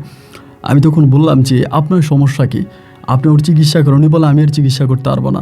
পরে উনি আমাকে বলো, তোর উপরে অনেক বিপদ আছে, তোর দিকে কয়েকটা খারাপ জিনিসের আকর্ষণ আছে, তোরে আমি একটা শরীর বন্ধে তাবিজ দিয়ে দিই। যদি শরীর বন্ধের ওই তাবিজটা থাকে তাহলে অশুভ শক্তি তোর কোনো ক্ষতি করতে পারবে না, আর অশুভ শক্তি তোর সামনে এসে দাঁড়াতে পারবে না। এইটা বলার পরে ইনি তখন আমাকে একটা তাবিজ পরায় দেয়, ওই কবিরাজ আমাকে একটা তাবিজ পরায় দেয় এবং কবিরাজ থেকে তাবিজটা যেদিন আমি পড়ি, এর পরের দিনে আমি আবারও সিদ্ধান্ত নিলাম আমি পরীকে দেখার জন্য পরীদের ওই বাড়ির উঠানে যাব রাতের অন্ধকারে। সেদিন যখন আমি রাতের অন্ধকারে পরীদের বাড়ির উঠানে গেলাম, আমি সেদিন আর কোনো কালো কুকুর দেখতে পেলাম না। আমার চারপাশে যেরকম পরীর চারপাশে কালো কুকুররা ঘেরাও করে থাকতো, তারা চারপাশে থাকতো, বাট এইরকম কোনো পরী, মানে ওরকম কোনো কালো কুকুর আমি আর দেখতে পাচ্ছি না, কোনো কালো কুকুর নাই। এবং ওইখানে যাওয়ার পরে আমি দেখলাম পরী চুপচাপ বসে আছে, এরকম করে বসে আছে। আমি যখন ওর সামনে গেলাম তখন দেখলাম যে ওর চোখের পানিগুলো টপ টপ করে পড়তেছে, চাঁদের আলো তোর চেহারাটা স্পষ্ট দেখা যাচ্ছে, চোখের পানিগুলো পড়তেছে এবং ওর চেহারাটা একটু ব্যতিক্রম হয়ে গেছে, আগের মতো ওর চেহারাটা নাই। ওর মুখের যে ইয়েটা ছিল এটা অনেক বড় হয়ে গেছে এবং দাঁতগুলো মনে হয় অনেক ধারালো ধারালো অস্ত্রের মতো আছে। ওরে দেখার পর আমার ভিতরে ভয় ঢুকে যায়, এরকম কেন? আমি ওর কাছে গেলাম, ওর কাছে যাওয়ার পরও আমার সাথে কোনো খারাপ আচরণ করলো না বা আমার কোনো কামড়ও দিল না, আমাকে দেখে কোনো চিৎকার চেঁচামেচিও করলো না। আমি তখন কাছে গিয়ে জিজ্ঞেস করলাম, পরী ভালো আছো? ও কোনো কিছু বলে না। আমি বলে, ও পরী ভালো আছো? ও আমার দিকে তাকিয়ে আছে। তখন আমি চিন্তা করলাম যে ওর মনে অনেক খিদা লাগছে, মানে এরকম করে হাত দিয়ে আঁচল দিতে আছে। বিশ্বাস করবেন, আমি আবার দৌড়ে বাড়িতে আসছে, বাড়িতে এসে আমাদের বাড়িতে পাকা কলা ছিল, আমি কয়টা কলা নিয়ে আবারও দৌড়ে ওদের উঠানে গেছি। যাওয়ার পরে এই পাকা কলাগুলা আমি ওরে দিলাম। ভাই ও মানে চিলা মুখের কাছে দিছি খাইতেছে, অনেকগুলা কলাও খেয়ে ফেলে। একটা মানুষের পক্ষে এত কলা খাওয়া সম্ভব না, ও যতগুলো কলা খেয়ে ফেলে, মানে কলা দিচ্ছি খেয়ে ফেলতেছে, এমন একটা অবস্থা। এরকম করতে ভাবতেছি যে কি করা যায়। আমি প্রায় প্রতি রাতে ওখানে যাইতাম, পরীর সাথে ওইখানে বসতাম, ওর সাথে কথাবার্তা বলতাম এবং ওর এই জীবন দশায় দুঃখ যন্ত্রণাগুলো আমি আমার নিজের চোখে দেখতাম। আমার অনেক ইচ্ছা করতো পরীর জন্য কিছু একটা করার, কিন্তু আমার হাত পা বাঁধা ছিল, আমি আসলে ওর জন্য কোনো কিছু করতে পারতাম না। এরকম করে 1 দিন 2 দিন 3 দিন 4 দিন এমন করে সময়গুলো কাটতে পরীকে দেখাশোনা করার জন্য তখন একটা কাজের মহিলা রাখা হলো। একটা কাজের মহিলা আছে, ওই মহিলাটা পরীরে দেখে, দেখাশোনা করে, সকালবেলা খাবার খাওয়ায়, গোসল করায়। একদিন আমি দুপুরবেলা ওই মহিলাটাকে দেখলাম, মহিলাটা বাজার থেকে যাইতেছে, মানে কি জানি কিনে যাইতেছে। পরে আমি ওনার দেখে ডাক দিলাম, পরে আমার সাথে বসলো। আমি বললাম কী ব্যাপার চাচি, ভালো আছেন? বলে ভালো আছে। আমি বলি আপনি কি এখন পরীরে দেখাশোনা করেন?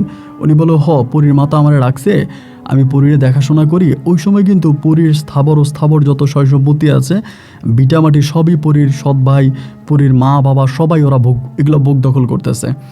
পরে আমি বলি যে কাকি, আপনি তো পরীদের ঘরে যান এবং পরীরা আপনি ছোটোবেলায় দেখছেন না, পরীর সাথে ছোটোবেলায় কথা বলছেন না?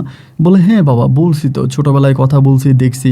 আহারে এরকম মেয়ে হয় না আমাদের এলাকাতে, এরকম ভালো কোনো মেয়ে হয় না। ছোটোবেলাতে আমার চুরি করে চাউল দিয়ে দিত, ঘর থেকে তরকারি দিয়ে দিত। এত ভালো উদার মনের মেয়ে দুনিয়াতে আর হয় না। এত ভালো একটা মেয়ের জীবন এভাবে নষ্ট হয়ে যাবে, এটা না মানতে পারি না, খুব খারাপ লাগে। আমি তখন বলি তাইলে কি আপনি ওর জন্য কিছু করতে পারেন না? ওর জন্য কিছু করা যায় না? উনি বলে আমি গরিব মানুষ, আমি বা ওর জন্য কি করতে পারবো, আমার কি করার আছে? আমি বলি আপনি যদি কিছু করতে না পারেন তবে আমারও ওর জন্য কিছু করার সুযোগ দিবেন? উনি আমারে বলে মানি, আমি তোমারে কেমনি সুযোগ দিব? আমি বলি আপনার একটা কথা বলি, এখানে একটু ঠান্ডা মাথায় বসেন।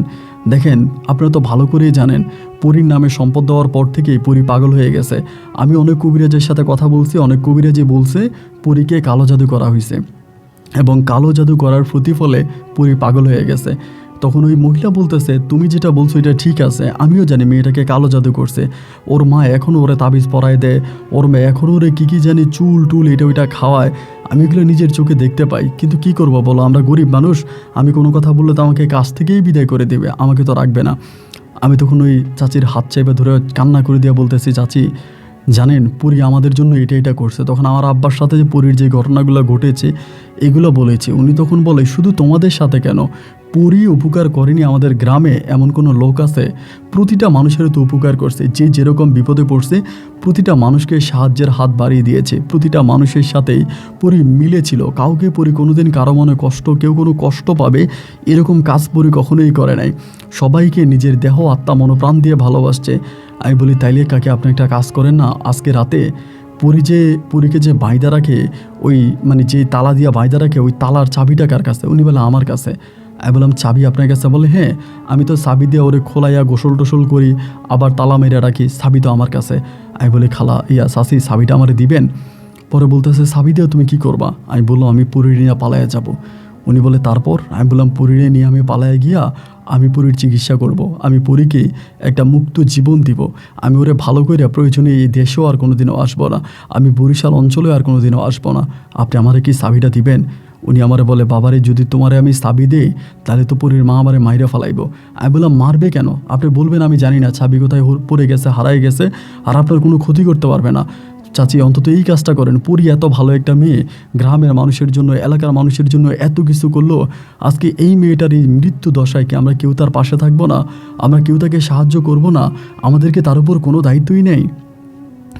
উনি তখন আমার কথাগুলো শুনে আমার দিকে তাকিয়ে থেকে বলতেছে অনেক কিছুই তো করতে ইচ্ছে করতেছে, আবার নিজের পরিবারও তো আছে, তাই নিয়েও তো চিন্তা করতেছি।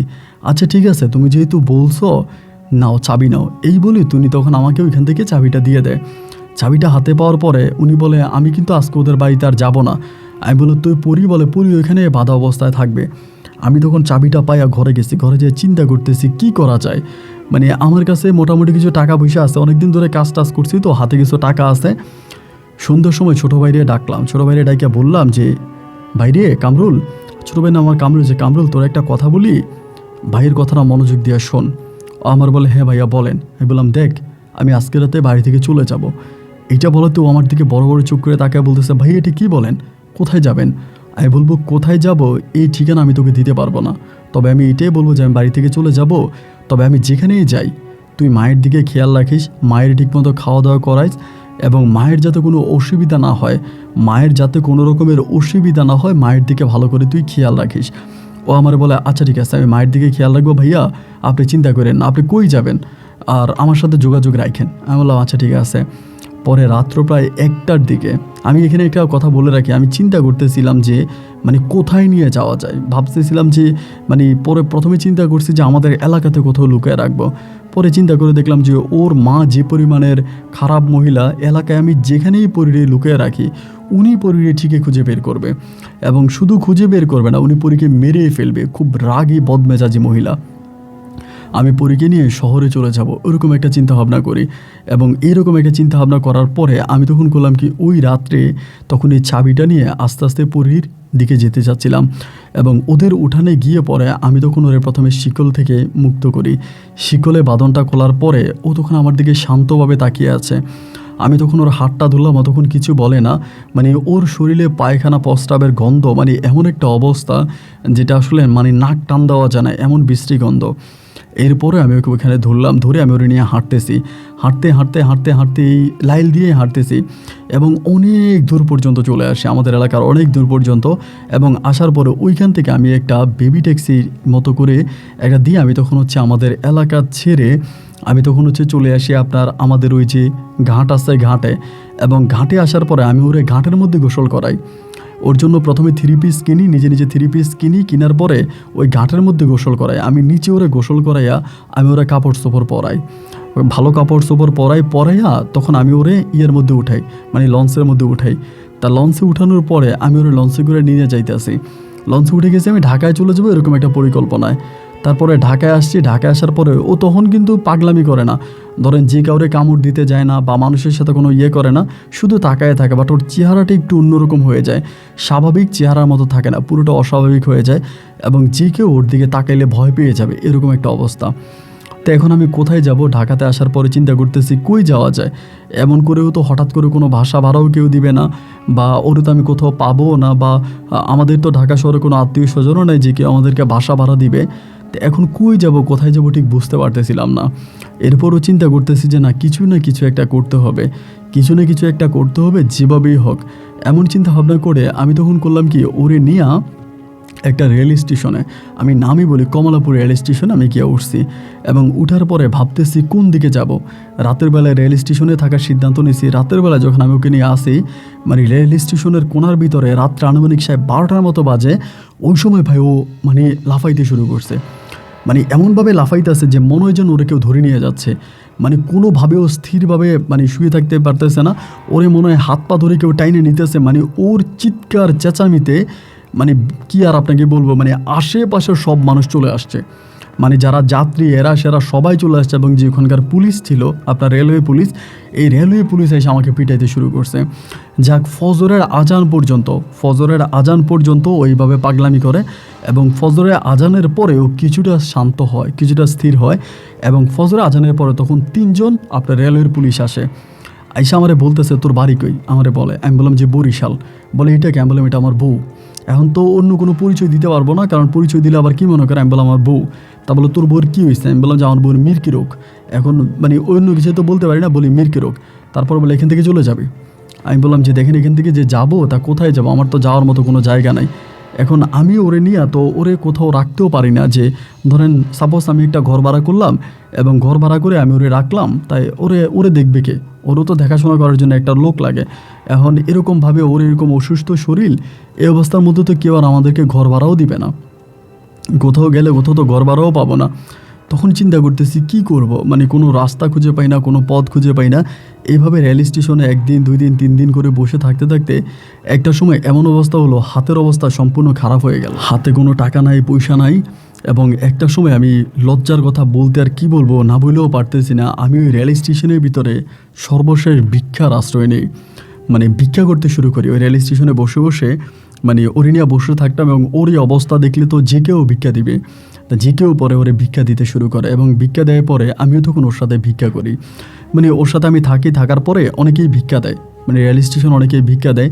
এবং সর্বশেষ আসলে আমি ভিক্ষা পেশার সাথেই জড়িয়ে পড়ি। ওর সাথে আমি তখন ওখানে ভিক্ষা করি, রেল স্টেশনে ভিক্ষা করি, এবং ভিক্ষা করে যে পরিমাণে টাকা পাইতাম তাই দিয়ে আমি ওরেও খাওয়াইতাম, নিজেও খাইতাম, ওরেও খাওয়াইতাম, নিজেও খাইতাম। কিন্তু সত্যি কথা বলতে কি, আমার ভিক্ষা করার কোনো ইচ্ছা ছিল না। আমার ইচ্ছা ছিল আমি নিজে কিছু একটা করব, করে পরে নিয়ে ভালো করে থাকবো। কিন্তু পরীক্ষাতে আমি কোথায় রেখে যাব বলেন? ওরে কোথাও রেখে যাওয়ার মতো জায়গা নাই বলে আমাকে ভিক্ষার আশ্রয়টা নিতে হয়েছে। তো এরকম করতে করতে একদিন মানে প্রায় সময় রাতের বেলা ওর এই সমস্যাটা হয়। রাতের বেলায় মনে হয় ওরে উঠাই নিয়ে যাবে, মানে এরকম একটা অবস্থা উঠাই নিয়ে যাবে। এরকম করে করে কয়েকদিন পরে আবারও রাতের বেলা ওর এই সমস্যাটা দেখা দিচ্ছে। তখন সব ফকিরে একসাথে শুয়ে আছি, ওরে উঠে নিয়ে যাবে, এরকম করে উঠে নিয়ে যাবে এরকম একটা অবস্থা। তো ওই দিন আমরা যেখানে শুই আমাদের সাথে হচ্ছে আরেকটা ফকির শোয় আর কি। উনি আসলে অবশ্যই ফকির কিনা জানি না, উনি কয়েকদিন ধরে আসছে, প্রায় 2-3 দিন ধরে আসছে, এবং 2-3 দিন আসার পরে উনি এখানে বসে থাকে আমাদের সাথে। মানুষ ওনারাও টাকা দেয়, আমাদেরকেও দেয় এরকম। এবং যখন পরীটা এভাবে উঠে নিয়ে যাচ্ছে বা পরী এরকম ছটপট ছটপট করতেছে, উনি তখন করছে কি ওনার হাতে একটা লাঠি ছিল, আইসাই উনি ধাপ করে মাটির মধ্যে বাড়ি দেয়। মানে পরীর সাথে বাড়ি মারতেছে, জোরে জোরে বাড়ি মারতেছে। পরী ধাপ করে উঠে গেছে। ওই সময়টাতে পরী ধাপ করে উঠে গেছে। উঠে যাওয়ার পরে ওই পাগলটা, উনি কিন্তু বয়স্ক এবং বৃদ্ধ, উনি বলতেছে এমন করতেছিস কে, পরীরে বলতেছে এমন করতেছিস কেন। এবং পরীর ভিতর থেকে তখন আমি একটা পুরুষের কণ্ঠ শুনতে পাই, যেটা শুনলে আপনি নিজেও ভয় পেয়ে যাবেন। ওই সময়টাতে বলতেছে আমি ওরে নিয়ে যাব, ওর মা বলছে ওরে নিয়ে যাইতে, ওরে নিয়ে যাব। পরে ওই পাগলটা বলতেছে, উনি পাগল কি না ফকির আমি জানি না, উনি বলতেছে এই ছেলেটা এত কষ্ট করে মেয়েটারে পালতেছে, খাওয়াইতেছে, গোসল করাইতেছে, এই মেয়েটারে নিবি কেন, ওরে নিতে পারবি না, ওরে নিজে দিব না। পরী বলতেছে যে না, মানে পরীর ভিতর থেকে একটা পুরুষের কণ্ঠ বলতেছে যে না আমি ওরে নিয়ে যাব, ওরা ডাকতে পারবে না, ওরে নিয়ে যাব। এরকম করার পরে ওই লোকটা তখন মানে ইয়ের ভিতরে আপনার মানে পরী যেখানে বসে আছে তার পাশে এই ওয়ালের মধ্যে তখন পিটাইতেছে দেখে তখন বলতেছে চলে যায়। এই কথা বলে তখন পরী অজ্ঞান হয়ে গেছে। অজ্ঞান হয়ে যাওয়ার পরে পাগলটা আমারে বলতেছে, মানে ওই বৃদ্ধটা আমারে বলতেছে যা ওর মুখে না পানি দে। পরে আমি ওর পানি টানি দিলাম ওর মুখে। তো লোকটা আবার শুয়ে আছে, মানে শুয়ে আমার দিকে তাকায় আছে। আমি তখন বুঝতে পারতেছিলাম না কিরে এই কোন পাগল, এবং এরকম ঘটনা তো এর আগে আর কখনো ঘটে নাই। তাহলে ঘটনা কি? অবশ্যই লোকটার মাঝে কোনো অলৌকিক ক্ষমতা আছে আমার কাছে মনে হলো। আমি তখন বললাম, সালাম দিলাম যে দাদা কিছু না মনে করলে একটা কথা জিজ্ঞেস করবো। বলে বল। আমি বললাম দাদা আমি তো অনেক দিন ধরে এখানে ভিক্ষা করি আমার বউকে নিয়ে, বাট আপনাকে তো কোনোদিন আমি এর আগে দেখি নাই। পরে বলে তোর বউ মানে এটা কি তোর বউ? আমারে বলে। আমি বলি হ্যাঁ আমার বউ। বলে মিথ্যা বলবি না, এটা কিসের তোর বউ, তুই করে বিয়ে করছিস? ভাই আমি তখন অবাক হয়ে গেলাম, কিরে আমি বিয়ে করি নাই, এটা ওই পাগলা কেমনে জানে? আমি বললাম যে তা বিয়ে করি নাই, কিন্তু বলে কিন্তু কি অবৈধ, ওই যে হাত ধরলি এটা অবৈধ। মানে উনি যেন একজন অলিদের মতো কথা বলে। কিছু পাগল থাকে না যে অলৌকিক ক্ষমতা যাদের মাঝে থাকে, এরকম অলৌকিক ক্ষমতা নিয়ে উনি মনে হয় কথা বলতেছে। পরে আমি বললাম যে আমি বিয়ে করি নাই, এটা আপনি জানেন কে করে, মানে আপনি কী করে জানেন? পরে আমাকে বলে আমি অনেক কিছুই জানি, তোরে নিয়ে এখানে পড়ে আসিস কেন, কী চাস আমারে বলে। আমি বললাম দেখেন আমি আমার বউকে মানে ওরে বিয়ে করতে চাই, ওরে ভালো করতে চাই, ওরে নিয়ে সুখে শান্তিতে জীবনযাপন করতে চাই। পরে মানে উনি আমারে বলে ওর সাথে 41টা জিন আছে, ওরে তুই বাঁচাইতে পারবি না, ওরে বাঁচাইতে গেলে তুইও মরবি। আমি বললাম যে আমি মরতে রাজি আছি, তারপরও না আমি ওরে বাঁচাইতে চাই, আমি ওরে একটা সুস্থ স্বাভাবিক সুন্দর জীবন দিতে চাই। আমার কাছে মনে হয় আপনার কাছে অনেক ক্ষমতা আছে, আপনি চাইলে মনে ওরে বাঁচাইতে পারবেন। পরে বলে বাঁচাবো কী করে, ওরে তো ওর মা মাইরা রাখছে, আমি বাঁচাইতে পারবো? আমি বললাম যে আপনার কাছে অনুরোধ করে বলি আপনি একটা কিছু পথ বের করে দেন, আমি জানি আপনি পারবেন। পরে আমারে বলে আমি কিছুই পারবো না, সব উনি পারে, মানে লাঠি দিয়ে উপরের দিকে দেখাইতে আছে। আমি বললাম আপনার কাছে পায়ে ধরে বলি আপনি কিছু একটা করেন, মানে কিছু একটা আমার করে দেন। পরে বলে যা ওই বাক্সাটা নিয়ে আয় আমারে বলে। আমি বললাম বাক্সা, কিসের বাক্সা? বলে একটা বাক্সা আছে পানির মধ্যে লুকিয়ে রাখছে ওর মা, ওগো পুকুরে পানির মধ্যে লুকিয়ে রাখছে, ওইখান থেকে নিয়ে আয় যা। বাক্সাটা আইনা আমারে দে, অথবা বাক্সাটা আইনা পরে দিস, বা বাক্সাটা আইনা আমারে দিস, আমি ঠিক করে দিব। আমি বললাম বাক্সা? তখন আমার কাছে মনে হলো যে কিসের বাক্সা, আমি না তখন বুঝতেছিলাম না। পরে এরকম করতে করতে উনি বলে আমার সাথে বেশি কথা বলিস না, এরকম করে তখন আমি সকাল হয়ে গেল বা আজান দিয়ে দিল। এই লোকটা বসে আবারও ভিক্ষার মতো করে বসে আছে, মানে উনি জাস্ট লাঠি হাতে নিয়ে বসে থাকে, চাদর দিয়ে মুখ ঢেকে বসে থাকে, মানুষ ওনারে ভিক্ষা দেয়, আমাদেরকেও দেয়। পরে আমার মাথায় আসলো যে আমি তো আর পরিবারে কারোর সাথে যোগাযোগ করি নাই এখানে আসার পরে, আর তখন তো ধরেন মোবাইলের জামানা নাই, মোবাইল নাই যে মোবাইলে কারোর সাথে যোগাযোগ করব, এমন তো না। পরে ভাবতেছি যে পাগলটা যে বললো, উনি কি বললো, এটা বাক্স কি, মানে বাক্সা কি? আবার ওনার যখন দিনের বেলা জিগে উনি এই বিষয়ে কোনো কিছু বলে না, বেশি কথা বললে বলে যা এখান থেকে যা, আমাকে ধমক মারে। পরে আমার মাথায় মনে হলো যে অবশ্যই মনে হয় কোনো না কোনো কিছু ওদের পুকুরে আছে, যেটা দিয়া মনে হয় কিছু একটা করে রাখছে। ভাই আপনি জানেন, আপনি বিশ্বাস করবেন কিনা, এখন আমি ওরে কোথায় রাখবো? ওরে তো রাখার মতো কোনো জায়গা নেই, বা ওর এই পরিবেশে আমি বাড়িতেও নিতে পারবো না, বাড়িতে নিলেও তো ওরে যে কেউ নিয়ে যাবে। এখন মানে আমি শেষ পর্যন্ত করলাম কি, এখানে অনেক মহিলারা ভিক্ষা করে, আরও 3-4 জন মহিলা আছে। যেহেতু দীর্ঘদিন আমি এখানে ভিক্ষা করি, ওই মহিলাগুলোর সাথে আমার একটা ভালো সম্পর্ক হয়। ওই মহিলারাও পুরীরে মাঝে মাঝে না খাওয়া দাওয়া দেয়, পুরীরে খাওয়ায়। ওই যেহেতু অনেক সুন্দর, সবাই আইসা ওর পাশে বসে, ওই পাগল ওর এসে একটু সেবা যত্ন করে। পরে একটা খালারে আমি তখন ধরছি, ওই খালার বাড়িও বরিশালে। আমি খালারে বললাম, খালা আমি জানি আমি একটা কথা বলবো, আপনি যদি আমার এই কথাটা রাখেন, আপনি আমার মা, আপনি আমারে বাঁচান, আপনি আমার বউয়ের দিকে একটু খেয়াল রাখেন, আমি একটু বরিশাল যাব এবং এমন এমন ঘটনা পাগলটা বলছে, এই ঘটনা। পরে ওই মহিলা আমার বলতেছে, দূর এই পাগল এনে ভিক্ষা করে, এই পাগলের কথা শুনে লাভ আছে? এই পাগলের মাথা ঠিক আছে? এই তোর বউয়ের তুই টাকা পয়সা কামাইয়া ভিক্ষা করে টাকা কামাইয়া ডাক্তার দেখা। আমি বললাম, খালা আপনার কাছে একটা অনুরোধ, আপনি আমার বউটার একটু দেখে রাখেন, আমি কয়েকদিনের জন্য বাড়িতে যাব, কয়েকদিনের জন্য বাড়িতে গিয়ে আমি চলে আসব। এই কথা আমি তখন খালারে বলছি। খালারে বলার পরে খালা তখন বললো, আচ্ছা তা আমার কাছে দিয়া যাবে আমি যদি তোর বউরে বেচে দিই? আমি বললাম, আপনি বেচে দেবেন কে? আপনি ওরা রাইখেন। এই মহিলার কাছে আমি তখন রাইখে আমি বরিশালের উদ্দেশ্যে রওনা দিই। তো এই ভিক্ষা টিক্ষা করে মোটামুটি প্রায় অনেক টাকায় কামাইছে, হাতে অনেক টাকাই আছে। ওই টাকা নিয়ে তখন বরিশালে গেছি এবং যাওয়ার পরে দিনের বেলায় না, ঘুটঘুটে রাতের অন্ধকারে আমি তখন এই পরিদের বাড়িতে গেছি, মানে পরিদের যে উঠান ওইখানে গেছি। ওদের উঠানের পাশে একটা মানে জমিদার পুকুর আছে, অনেক বড় একটা পুকুর। ভাই একদিন 2 দিন না, প্রায় 3টা রাত, আমি আপনাকে কি বলবো, এই 3টা রাত, প্রতিটা রাতে 10টার দিকে আমি পুকুরে নামি। এই নাইমে আস্তে আস্তে করে ডুব দেই মানে পুকুরের মাঝখান পর্যন্ত। পুকুরটা অনেক বড় না এবং পানিও তখন খুব বেশি ছিল না, এবং এই ডুব দিয়ে পুকুরের মাঝখানে এখানে ওইখানে বিভিন্ন জায়গায় আমি হাতাই, কিন্তু আমি কোনো বক্স খুঁজে পাই না। এবং আমার মনে হয় আমি 3টা রাতে তন্ন করে আমার জ্বর পর্যন্ত চলে আসে, আমি অসুস্থ হয়ে যাই, অনেক অসুস্থ হয়ে যাই। এরপরও আমি এই পুকুরে ডুব দেই। আমি এই পুকুরের নিচে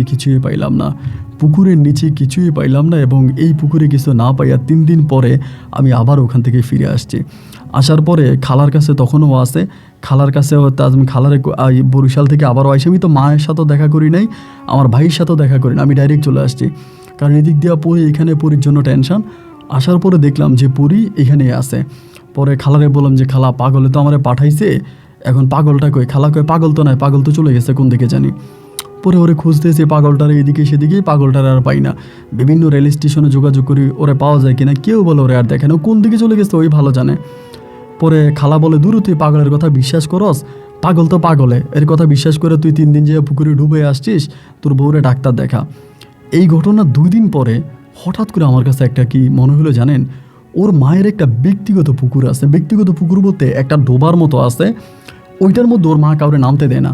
ওইটা 4-5টা ওর মা কী করে, মানে আপনার শিকলের মতো করে ইয়ে দিয়ে রাখে, ব্যারিকেড দিয়ে রাখে।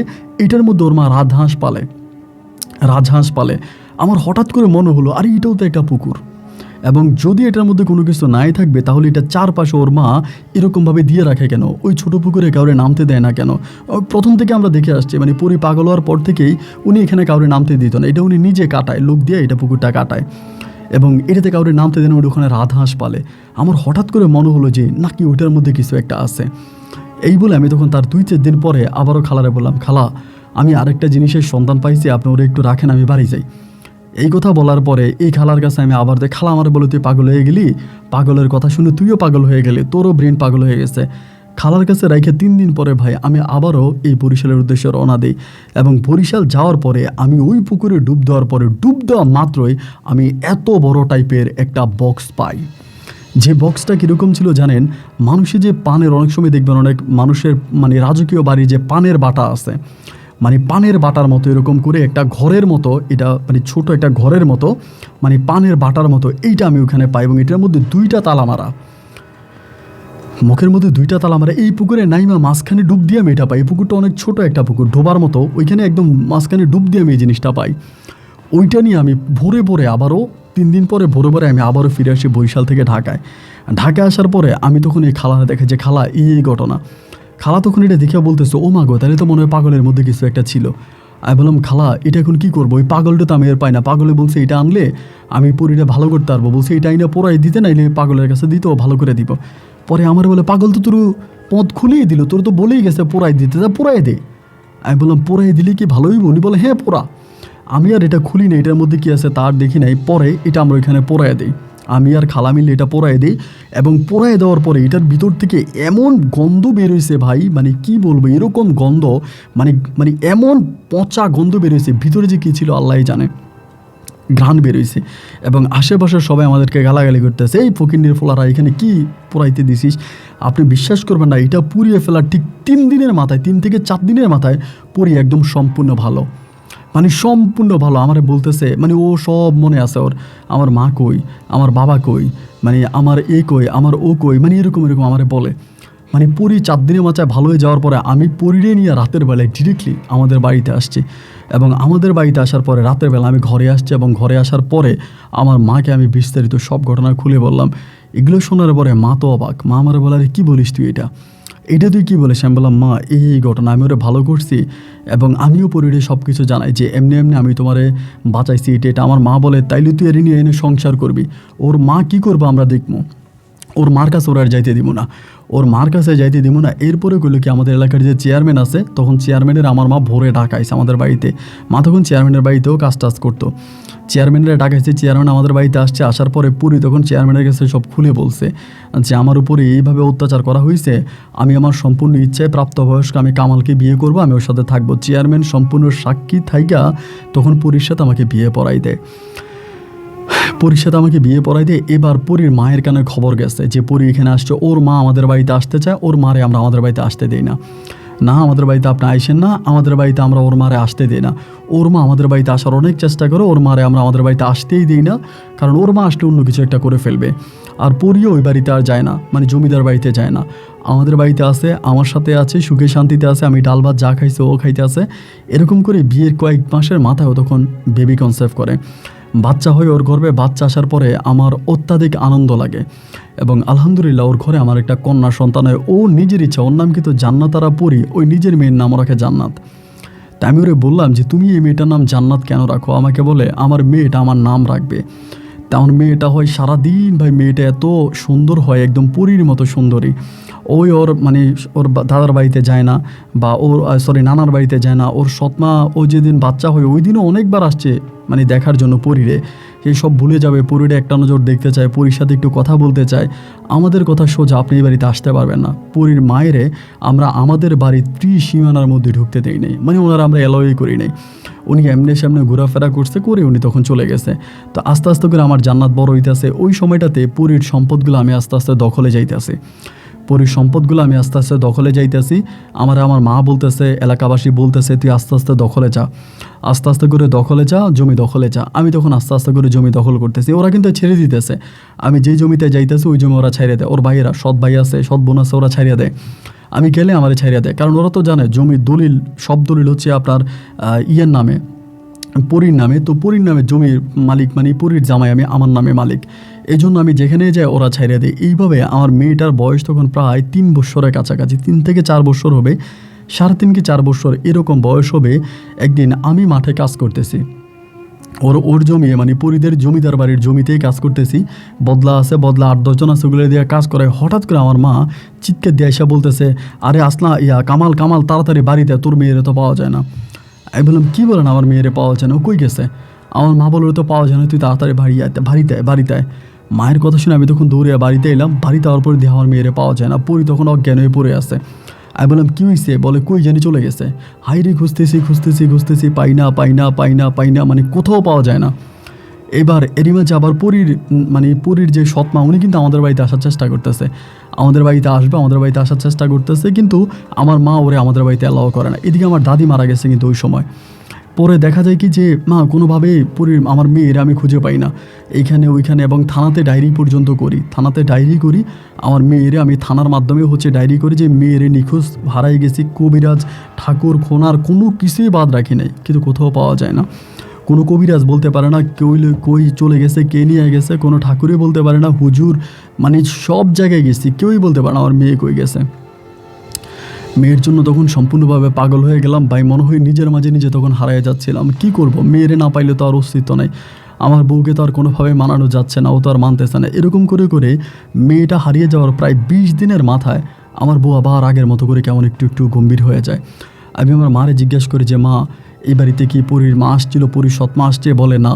তাই আমি বললাম পরীর সৎমা যদি না আসবে তাহলে পরী এরকম গম্ভীর হয়ে যাচ্ছে কেন, এরকম গম্ভীর হয়ে যাচ্ছে কেন। এই করতে করতে প্রায় 25 দিনের মাথায়, না সরি 1 মাস পরে আমার মা একদিন আমার এসে বলতেছে, বাবারে সর্বনাশ হয়ে গেছে, আমাদের জান্নাত কই আছে তা তো আমরা জানতে পারছি, কিন্তু জান্নাতকে তো আমরা আনতে পারবো না, জান্নাতকে আনতে পারবো যেভাবে ওভাবে তো তুই ফকির হয়ে যাবি। আমি বললাম কী হয়েছে? তখন আমার মায়ের মাধ্যমে জানতে পারি পরীর সৎমা এই জান্নাতরে এই বাড়ি থেকে চুরি করছে লোক দ্বারা, আমাদের এলাকার মহিলা দ্বারা টাকা পয়সা দিয়ে চুরি করাইছে এবং চুরি করায় সে মহিলারে মানে আটকায় রাখছে, আটকাইয়া পরীরে বলছে যে তুই সমস্ত সম্পত্তি আমার নামে লিখে দিবি, মানে পরীর সৎমায়ের নামে লিখে দিবি, তা আমি তোর মেয়েরে ফিরাই দিব। গোপনে চিঠি পাঠাইছে, আর যদি তুই না দেস তাহলে তোর মেয়েরে মেরে ফেলবো। এই কথা বলার পরে আমি তখন করলাম কি, পরীরে আমি এটা যখন জিজ্ঞেস করছি পরী আমার কাছে অস্বীকার, কিন্তু পরী মায়ের কাছে বলছে, আমার আম্মার কাছে বলছে। পরী আমার বলে না এরকম কিছুই না। এরপরে আমি বলি দেখো তুমি মিথ্যা বলো না, আমার কাছে সত্যি কথা বলো, যদি সত্যি বলে তাহলে ভালো। ও বলে আমার সব সম্পত্তি আমি আমার সৎমারে দিয়ে দিব, এরপর আমার মেয়েরা আমার লাগবো। আমি বলি শোনো আমরা থানাতে জানাবো। বলে না তুমি আমার মাথা ছুঁয়ে শপথ করে থানাতে জানাইবা না, তুমি যদি থানাতে জানাও তাহলে আমার মেয়েরে মেরে ফেলবে, আমার মেয়েরে মেরে ফেলবে, আমার মেয়ে মরে গেলে আমি বাঁচবো না, আমার মেয়েরে মেরে ফেলবে। তুমি আমার তো সম্পদের দরকার নাই, তুমি আমার সম্পদের দরকার আছে, আমার সম্পদ দিয়ে তুমি কি করবা বলো, আমি তো আছি, আমার মেয়ে তো আছে, আমাদেরকে নিয়ে তুমি ডাল বা 2টা খেয়ে বাঁচতে পারবা না। আমিও তখন বললাম ঠিক আছে পারবো, ঠিক আছে পারবো, ডাল বা 2টা খেয়ে বাইচা থাকবো। তোমার সৎ মায়ের সাথে তুমি কেমনে কথা বলতে পারো বইলা তুমি তোমার সব সয় সম্পত্তি তোমার সৎ মারে দিয়ে হইলে আমার মেয়েরে রক্ষা করো। ও আমার মেয়েরে দিবে তো বলে হ্যাঁ দিবে। আমি যেদিন দলিল করতে যাবো আমার দলিল শেষ হলে আমার মেয়েরা আমার দিয়ে দিবে, আমার মেয়েরা আমার দেখাইছেও। তো এখন কীভাবে ওরা দেখাইছে এগুলো তার আমি জানি না। এখন পরে আমি মানে আমার মায়ের আমি তখন এসে বললাম যে মা এই ঘটনা। মা বলে তোর কি মাথা খারাপ, কেন এই লাখ টাকা সয় সম্পত্তি দিয়ে দিবে একটা মেয়ের জন্য, না এটা হতে পারে না। এবার আমিও রাজি সম্পদ দিয়ে দেওয়ার জন্য, পরীও রাজি সম্পদ দিয়ে দেওয়ার জন্য, কিন্তু আমার মা রাজি না। আমার মায়ের কথা হচ্ছে আইনে যা আদালতে যা, কিন্তু পরী আমাকে আইনে আদালতে যেতে দেয় না। এই নিয়ে আমার মায়ের সাথে পরীর দ্বিধা দ্বন্দ্ব মারামারি কোপাকুপি মানে খুব ঝামেলা যাইতেছে। আমার মায়ের কথা হচ্ছে যে আইনের মাধ্যমে জান্নাতকে উদ্ধার করবে কিন্তু কোনো সম্পদ লিখে দেবে না। আর পরীর কথা হচ্ছে আমি কোনো আইনে যাব না, কোনো আদালতে যাব না, আমার সম্পদ আমি আমার মেয়ের সম্পদ আমি আমার সম্পদ আমি আমার মেয়ের পাইলে হয়, আমি সম্পদ আমার সৎ মায়ের নামে লিখে দেবো। এই ঝামেলার মধ্যে গিয়া এই হঠাৎ করে একদিন দেখি যে মানে পরী ভাত খাইছে, মানে খাবার খাইছে, খাবার খাওয়ার পরেই মানে কী জানি হয়েছে, পরী আবকা বকতেছে মানে উল্টাপাল্টা কথা বলতেছে। আমি তখন বললাম কিরে ওরে আবার কালো জাদুটা তো করলো কিনা। মা আমারে বলে যা তাড়াতাড়ি নিয়ে আয়, এই কী কয় এ তাবিজ নিয়ে আয়। আমি তাবিজ তোমার এটা ওইটা আইনা ওর শরীরে দিছি না, ও তখনও পাগলামি করতেছে। এরকম করে 8 দিন 10 দিন 15 দিন 20 দিন মানে ওর পাগলামি পুরো বেড়ে গেছে। ওর সৎমাও তখন আইসে দেখো পাগলামি করে, সবাই দেখেও পাগলামি করে। এখন ওর মেয়েও নিয়ে আর কোনো চিন্তা নাই। তখন আমি ওর সৎমারে বলি যে দেখেন আমার মেয়েটা আমার দিয়ে দেন, আমার ওই শাশুড়ি তখন আমার মেয়েও দেয় না, মানে আমার মেয়ের সম্বন্ধে উনি কোনো কিছু বলে না। এইভাবে ও তখন পুরো পাগল, আবারও আগের মতো হয়ে গেল পরী, সম্পূর্ণ পাগল হয়ে গেল। সম্পূর্ণ পাগল হয়ে যাওয়ার কিছুদিন পরে আমি তখন আইনের সহায়তায় তখন আমি আমার মেয়ের উদ্ধার করি। এখানে অনেক ঘটনা আছে, বললো অনেক কাহিনী। আইনের মাধ্যমে ওর সৎমারে আমি তখন আটকাইয়া পরে টাকা পয়সা দিয়া ওর সৎমারে যখন মাইট দেওয়া হয় তখন ওর সৎমা করে কি তার বাপের বাড়ি থেকে মানে পরীর নানার বাড়ি তখন ওর মেয়ের উদ্ধার করে আনি। ওর মেয়েরই যেদিন উদ্ধার করে আনি ওই দিন মা আর মেয়ে একসাথে ঘুমায়। ওর তখন কিন্তু পরী এভাবে ঘাড় বাঁকা করে হাঁটতো। এবং একদিন বৃষ্টি হচ্ছিল রাতের বেলায়, তাই পরী আবার বাথরুমে গেলে টয়লেটে গেলে কিন্তু আমার ডাক দেয়, এভাবে করে আমার নাড়া দেয়। তাই ও পাগল, এরপরও কিন্তু অনেক কিছু বুঝতো। তা ওই দিনও টয়লেটে যাওয়ার পরে আমার আর উঠে না, আমি হঠাৎ করে ঘুম ভেঙে দেখছি ও নাই। তাই নাই থাকার পরে আমি দেখলাম যে আমার মেয়েটা শুয়ে আছে, ও নাই। কই গেল? আমি উঠার পরে মারে ডাক দিলাম যে প্রচুর বৃষ্টি হইতেছে। মারে দেখলাম যে ও কই? মা বলে আমি তো দেখি নাই। পরে এই না দেখার পরে আস্তে আস্তে আমি টর্চ লাইট নিয়ে বেরোলাম আরও খোঁজার জন্য, এবং এরকম করে খুঁজতে আমি হঠাৎ করে দেখলাম যে পরী আমাদের যে ডোবা আছে, মানে আমাদের বাড়ির পাশে একটা ছোটো ডোবা আছে, এই ডোবার ভিতরে পরী মরে ভেসে আছে। এবং বাথরুমে পানি নেওয়ার জন্য যে মানে লোটা যেটা ঘটি বলে ওইটা পর্যন্ত পানিতে ভাসতেছে। মানে আমি যেটা বুঝতে পারলাম যে মূলত পরী পানি আনার জন্য বা কিছু একটা আনার পরী কিন্তু তখন ঘাড় এরকম ব্যাকা হয়ে গেছে, মানে প্যারালাইজডের মতো হয়ে গেছে। তখন আমি ওর এইখান থেকে দেখার পর আমি চিৎকার দিলাম, সবাই তখন আসলো, লাশ উঠাইলো। ওইখান থেকে লাশ উঠানোর পরে ওর সৎমা আসছে, ওর ভাই বোনের আসছে, সৎ ভাই বোনের আসছে সবার সামনে। তখন এর পরের দিন ওর তখন দাফন করা হলো। কিন্তু ওর দাফন করা হলো পরে, দাফনের পরে আমি একটা বিষয় জানতে পেরে আমার কলিজাটা ফেটে গেছে ভাই। আসলে মূলত আমার মা এরপরে আমার মা নিজেই স্বীকার করে, আজ আমার মা পৃথিবীতে বেঁচে নাই, কিন্তু আমার মা নিজেই স্বীকার করে যে আমার মা পরীকে কোন পাখির মাংস জানি খাওয়াই দিছিল। মা যখন পরী যখন বলছিল ওর সৎ মায়ের নামে সব সম্পত্তি লিখে দিয়ে ওর মেয়েরও উদ্ধার করবে, আমার আম্মা তখন কোন কবিরাজের কাছ থেকে পাখির মাংস আনে।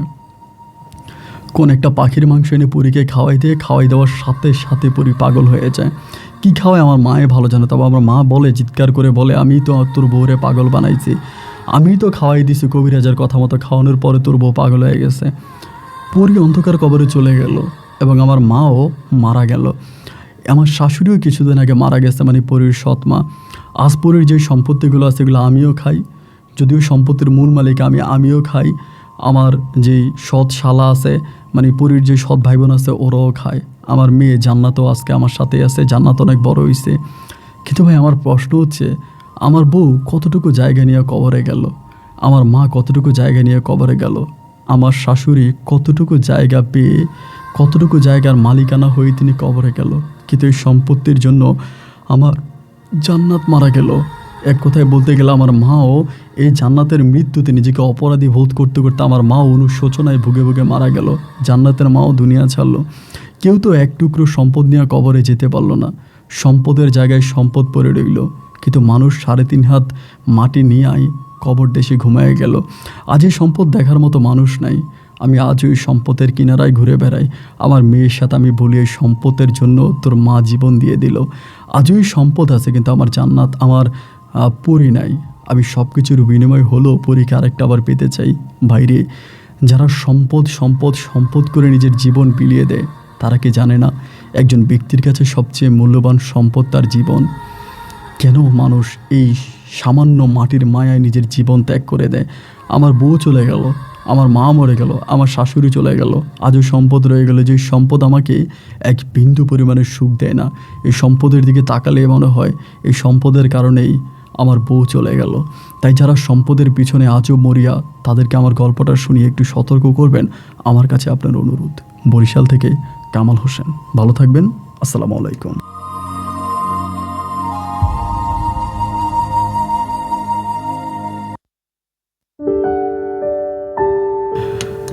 বন্ধুগণ, সবাইকে অনেক বেশি ধন্যবাদ এই পর্যন্ত আমার সাথে থেকে। বরিশালের ভাই, শ্রদ্ধেয় কামাল ভাইয়ের জীবনের কামাল হোসেন, তিনি এখন বর্তমানে বরিশালের খুব নামকরা একজন ব্যক্তি। তিনি অনেকগুলো মাদ্রাসা প্রতিষ্ঠান তৈরি করেছে, 2টা স্কুল বানিয়েছে এবং তার নামে হাই স্কুল হয়েছে, প্রাইমারি স্কুল হয়েছে। এবং তিনি তার ওয়াইফের অনেক সম্পত্তি বিক্রি করে এইগুলো উনি করেছে। তো যাই হোক, এই গল্পটা সত্যি বেদনাদায়ক ছিল। আপনার কাছে কেমন লেগেছে এবং গল্পের কোনো অংশ না বুঝে থাকলে কমেন্ট করবেন, আমি চেষ্টা করবো উত্তর দেওয়ার জন্য। সবাই ভালো থাকবেন, সুস্থ থাকবেন, এই শুভকামনায় আজকের মতো এখানেই বিদায়। ইনশাল্লাহ দেখা হবে অন্যদিন অন্য কারো বাস্তব জীবনের গল্প নিয়ে। আল্লাহ হাফেজ, আসসালামু আলাইকুম।